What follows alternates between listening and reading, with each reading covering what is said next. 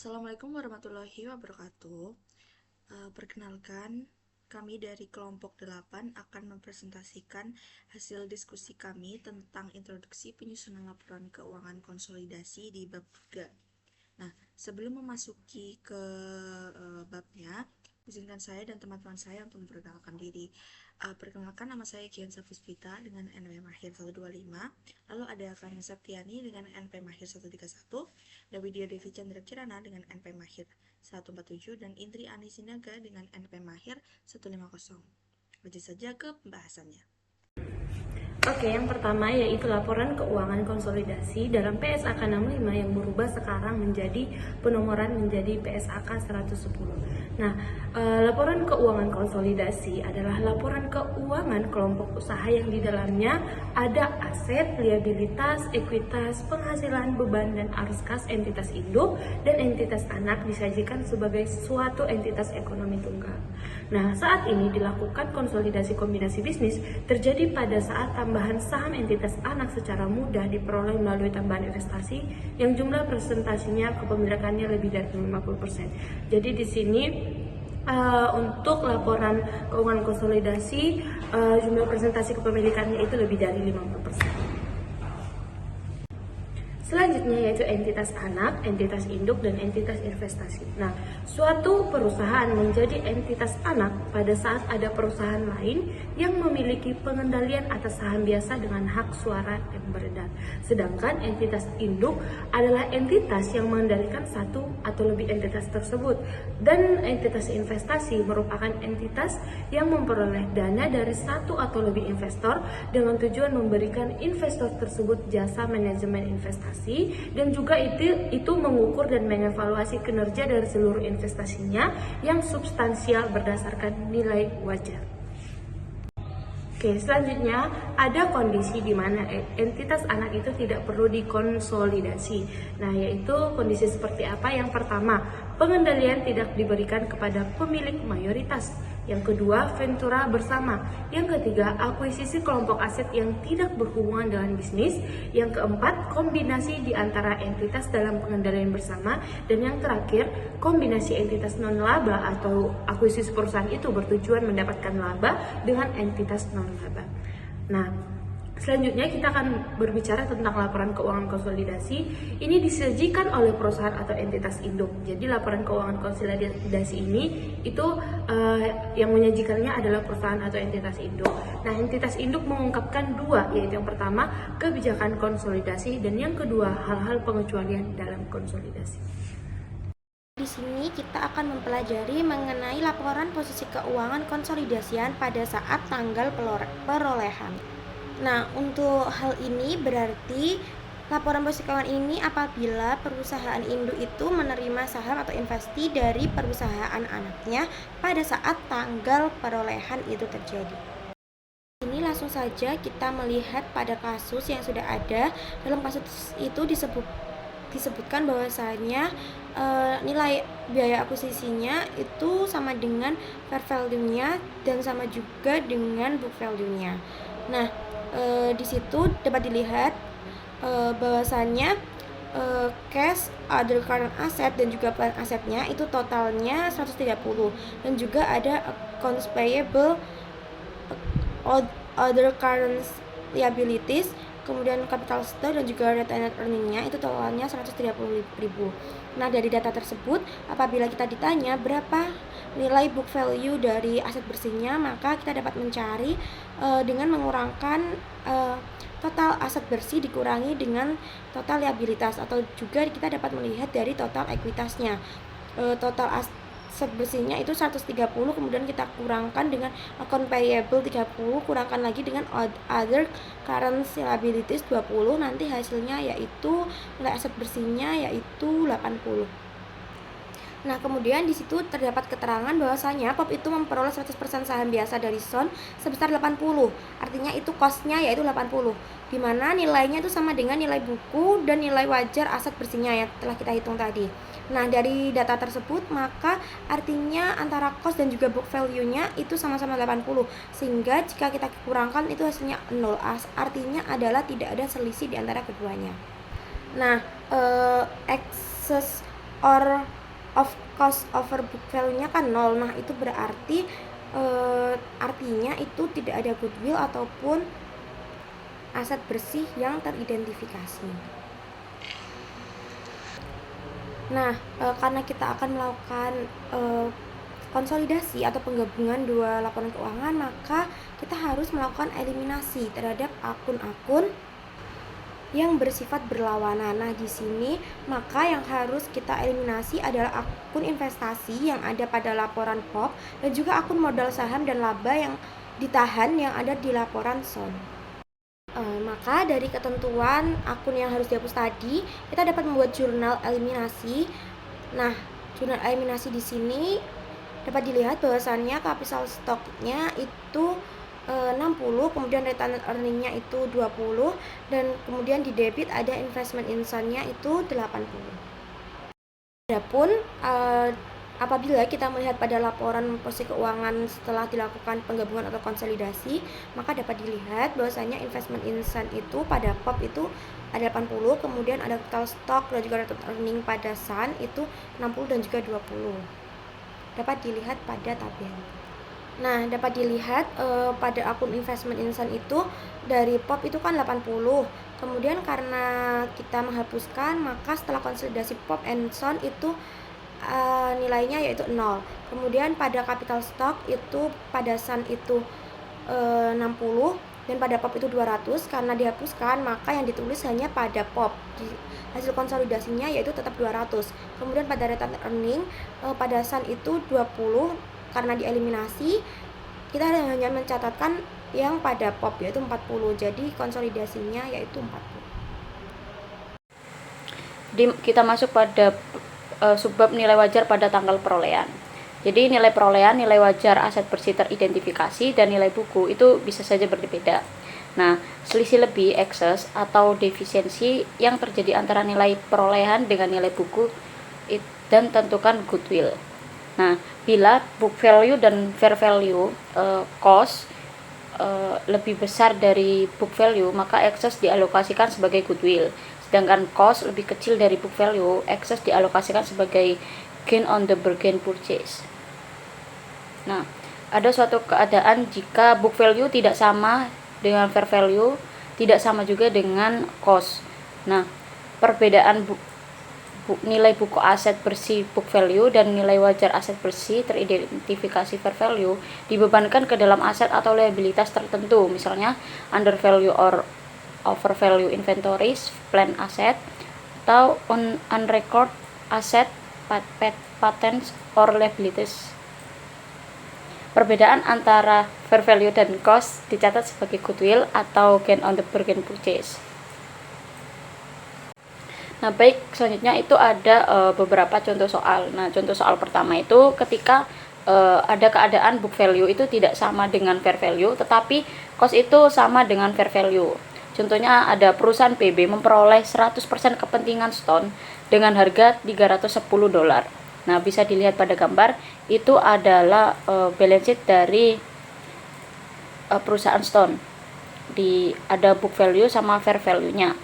Jadi, untuk menghitung nilai aset bersih dari book value perusahaan Stone itu 100 ditambah 145 itu dari capital stock ditambah dengan retained earning-nya, sehingga menghasilkan angka 245. Kemudian untuk fair value-nya itu nilai aset bersih fair value-nya itu dari 385 total asetnya dikurangi dengan liabilitasnya sebesar 75, sehingga nilai bersih aset fair value-nya itu $310. Kemudian cost dikurangi dengan fair value, cost-nya itu kan 310, kemudian fair value-nya kan $310 juga, sehingga hasilnya 0. Nah, 0 itu goodwill. Langkah selanjutnya itu cost sebesar 310 itu dikurangi dengan 100% book value-nya yaitu 245, sehingga menghasilkan excess for cost over book value senilai $65. Kan goodwill-nya 0, jadi excess of cost over book value-nya itu kita alokasikan ke under value or over value dari aset atau liabilitas. Jadi alokasinya itu yang pertama itu ada di inventory itu sebesar 25, kemudian di plan itu sebesar 40, sehingga totalnya itu 65. Jadi total 65 itu balance dengan excess of cost over book value. Kemudian kita buat jurnal eliminasi pada kertas kerjanya, yaitu jurnalnya itu capital stock, retained earning, inventory, plan pada investment in stone. Jadi kapitalnya sebesar 100, retained earningnya sebesar 145, didapat dari neraca book value stone. Kemudian inventory 25, plannya 40 dari alokasi inanya. Kemudian soal berikutnya itu contoh soalnya itu berupa book value itu tidak sama dengan fair value, dan cost juga tidak sama dengan fair value-nya. Contohnya itu Petra memperoleh 100% kepentingan semi dengan harga $530. Nah, jadi kita hitung book value dari semi yaitu 250 ditambah dengan 190 dari capital stock ditambah dengan retained earning-nya, sehingga menghasilkan angka $440. Kemudian kita mencari fair value dari seminya juga, yaitu 580 dari total aset dikurangi dengan liabilitas sebesar 85. Jadi hasil aset bersih fair value-nya itu sebesar 495. Kemudian cost dikurangi dengan fair value-nya. Cost-nya itu kan $530 dikurangi dengan fair value-nya sebesar 495. Itu menghasilkan $35. Nah, itu goodwill ya. Kemudian kita hitung excess of cost over book value-nya. Cost-nya sendiri $530 dikurangi dengan 100% book value-nya, yaitu 440, sehingga menghasilkan excess of cost over book value-nya sebesar $90. Jadi kan excess of cost over book value-nya kan sebesar $90. Nah, $90 itu $35-nya itu goodwill-nya, sehingga identifikasi aset bersihnya itu 90 dikurangi 65, 90 dikurangi 35, sehingga menghasilkan totalnya itu 65. Nah, 65 itu didapat dari alokasi inventory 100%, yaitu 25, kemudian plan 100% sebesar 40. Kemudian kita buat jurnal eliminasi pada kertas kerja PB. Jurnalnya itu capital stock, retained earning, inventory, plan pada investment in stone.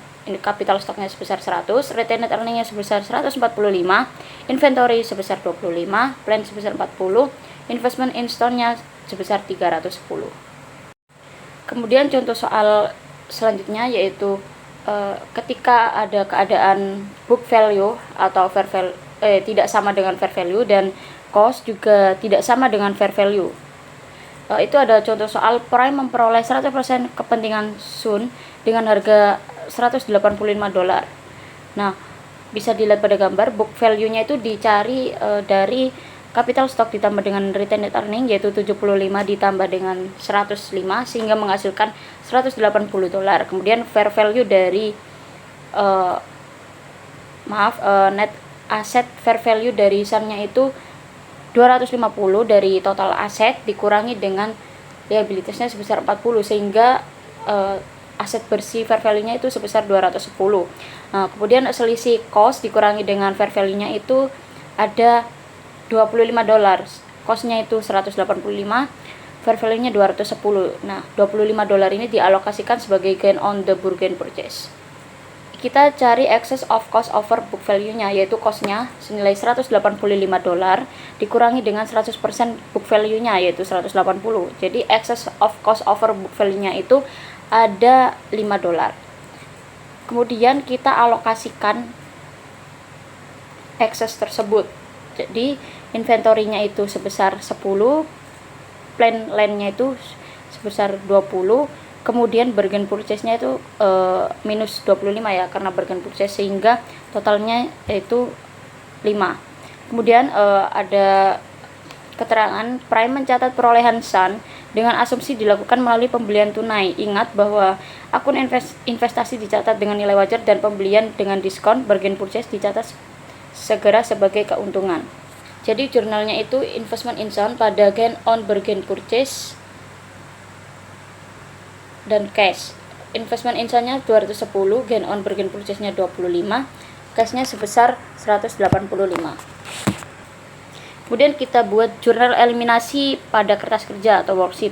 Nah, excess yang belum diamortisasi itu sebesar $30, yaitu $10 untuk undervalue inventory, kemudian $20 untuk undervalue land include in plan asset. Jadi jurnal eliminasinya itu capital stock, retained earning, unamortized excess pada investment in sound itu capital stocknya 75, retained earningnya 105, kemudian unamortized excess-nya 30, investment in sound-nya itu 210. Kemudian jurnal kedua itu inventory plan pada unamortized excess. Jadi kita menolkan saldo unamortized excess-nya, yaitu inventory sebesar 10, plan-nya sebesar 20, kemudian unamortized excess-nya sebesar 30. Baik, selanjutnya kita ke worksheet-nya. Jadi worksheet-nya isinya itu ada book value dari prime dan book value dari sound, terus ada adjustment, kemudian konsolidasinya.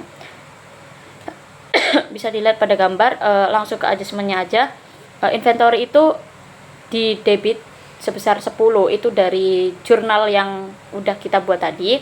Kemudian planetnya itu sebesar 20 dari jurnal juga. Lalu investment in sound-nya di kredit itu dari jurnal. Kemudian unamortized excess-nya yaitu dari jurnal, di sebelah debit sebesar 30, sebelah kredit sebesar 30.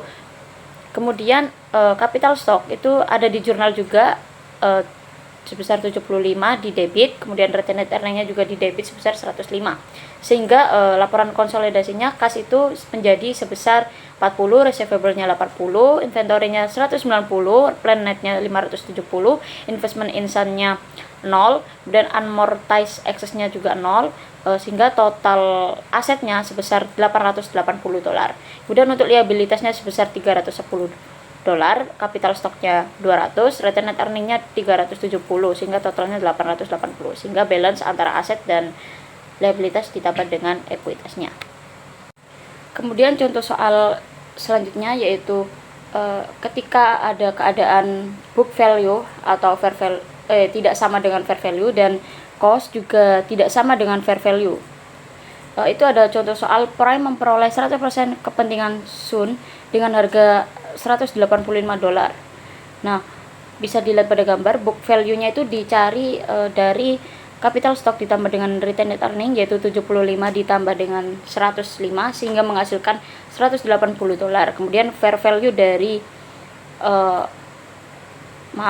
net asset fair value dari Sun-nya itu 250 dari total aset dikurangi dengan liabilitasnya sebesar 40, sehingga aset bersih fair value-nya itu sebesar 210. Nah, kemudian selisih cost dikurangi dengan fair value-nya itu ada $25. Cost-nya itu 185, fair value-nya 210. Nah, $25 ini dialokasikan sebagai gain on the bargain purchase. Kita cari excess of cost over book value-nya, yaitu cost-nya senilai $185 dikurangi dengan 100% book value-nya, yaitu 180. Jadi excess of cost over book value-nya itu ada $5. Kemudian kita alokasikan excess tersebut. Jadi inventory-nya itu sebesar 10, plan land-nya itu sebesar 20, kemudian bargain purchase-nya itu minus 25 ya, karena bargain purchase, sehingga totalnya itu 5. Kemudian ada keterangan Prime mencatat perolehan Sun dengan asumsi dilakukan melalui pembelian tunai. Ingat bahwa akun investasi dicatat dengan nilai wajar dan pembelian dengan diskon bargain purchase dicatat segera sebagai keuntungan. Jadi jurnalnya itu investment in Sun pada gain on bargain purchase dan cash. Investment in Sun-nya 210, gain on bargain purchase-nya 25, cash-nya sebesar 185. Kemudian kita buat jurnal eliminasi pada kertas kerja atau worksheet. Nah, excess yang belum diamortisasi itu sebesar $30, yaitu $10 untuk undervalue inventory, kemudian $20 untuk undervalue land include in plan asset. Jadi jurnal eliminasinya itu capital stock, retained earning, unamortized excess pada investment insan itu capital stocknya 75, retained earningnya 105, kemudian unamortized excessnya 30, investment insannya itu 210. Kemudian jurnal kedua itu inventory plan pada unamortized excess, jadi kita mengenolkan saldo unamortized excessnya, yaitu inventory sebesar 10, plannya sebesar 20, kemudian unamortized excessnya sebesar 30. Baik, selanjutnya kita ke worksheetnya. Jadi worksheetnya isinya itu ada book value dari Prime dan book value dari Sun, terus ada adjustment, kemudian konsolidasinya. Bisa dilihat pada gambar, langsung ke adjustmentnya aja. Inventory itu di debit sebesar 10, itu dari jurnal yang udah kita buat tadi. Kemudian planetnya itu sebesar 20 dari jurnal juga. Lalu investment insannya di kredit itu dari jurnal. Kemudian unamortized excess-nya yaitu dari jurnal, di sebelah debit sebesar 30, sebelah kredit sebesar 30. Kemudian capital stock itu ada di jurnal juga, sebesar 75 di debit, kemudian retained earning-nya juga di debit sebesar 105. Sehingga laporan konsolidasinya kas itu menjadi sebesar 40, receivable-nya 80, inventory-nya 190, plan net-nya 570, investment insan-nya 0, dan unamortized excess-nya juga 0, sehingga total asetnya sebesar $880. Kemudian untuk liabilitasnya sebesar $310, capital stocknya 200, retained earning-nya 370, sehingga totalnya 880, sehingga balance antara aset dan liabilitas ditambah dengan ekuitasnya. Selanjutnya ada NCI atau non-controlling interest. Nah, entitas induk memiliki kepentingan pada entitas anak kurang dari 100%. Ini kalau induk itu memiliki saham perusahaan anak kurang dari 100, itu berarti muncul NCI. Dan artinya pihak minoritas yang memiliki sisa saham yang kita miliki terhadap investasi. Nah, ini yang pertama, kepentingan non-pengendali atau NCI merepresentasikan pemegang saham minoritas, bagian dari ekuitas pemegang saham, lalu diukur dengan nilai wajar berdasarkan harga perolehan entitas induk. Ini tuh kita menggunakan equity method, maka ada korelasi antara NCI dengan nilai entitas induk atau investment in bla bla bla. Nah, ini contohnya ada entitas induk membayar $40.000 untuk mendapat kepentingan 85%. Berarti ada 15% itu miliknya NCI. Nah, jadi caranya adalah yang pertama, nilai tersirat atau implied value atas nilai investasi keseluruhan adalah $40.000 tadi dibagi dengan 85%, hasilnya itu 47.059. Nah, artinya ini induk itu membeli 85% saham misalnya S ya, itu dengan harga 40.000, berarti nilai 100%-nya adalah 47.059. Jadi 85 tadi 40.000, 100%-nya adalah 47.059. Nah, yang kedua, maka bagian pihak minoritas itu 15%-nya dari 47.059 atau sebesar 7.059. Oke, lanjut kita ke contoh soal. Nah, contoh soalnya di sini, Pop memperoleh 90% kepentingan Son dengan harga $90 pada saat Son memiliki modal saham sebesar $60 dan saldo laba atau laba ditahan sebesar $20. Nilai buku aset dan liabilitas Son itu sama dengan nilai wajarnya. Nah, caranya itu adalah kita asumsikan bahwa book value dan fair value-nya itu sama, sama-sama $80. Dari mana $80 itu? Dari modal saham $60 ini ditambah dengan saldo labanya sebesar $20. Nah, ini ada cost of 90% of Sun $90. Terus book value-nya 80. Itu kan tidak sebanding. Nah, supaya sebanding, itu yang 90 ini itu di 100 kan. Di 100 kan itu caranya gimana? Ya, $90 tadi dibagi dengan 90%. Nanti hasilnya $100. Lalu kalau udah di 100 kan, ini menghasilkan selisih, yaitu excess over book value sebesar $20. Nah, ini excess sebesar $20 ini dialokasikan menjadi goodwill. Karena Kenapa kita masukkan ke goodwill? Karena nilai buku aset atau nilai fair value dan book value-nya ini tuh sama, jadi kita masuk ke goodwill. Lanjut ke jurnal eliminasinya. Nah, jadi jurnal eliminasi pada kertas kerjanya itu capital stock sebesar 60, retained earnings sebesar 20, goodwill sebesar 20 pada investment in son sebesar 90 dan non-controlling interest sebesar 10. Terima kasih. Wassalamualaikum warahmatullahi wabarakatuh.